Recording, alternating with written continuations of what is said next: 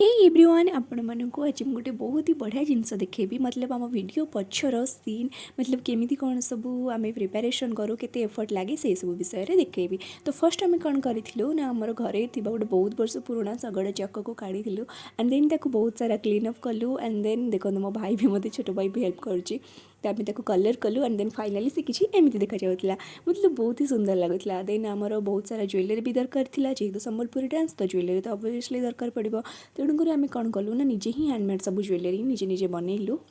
And आम गोटे भी जिन किसी किणुन सब जिनस आम निजे निजे घर बनइलु। एंड देन देखो बाहुबली दादा मतलब ये ही आमर सब टेका टेक करके लेके आसते जिते सारा इंस्ट्रुमेंट मुझे समस्त को एक्चुअली कम लगे एंड देन ये आमर लोकेशन जो आम सुटिंग करूँ।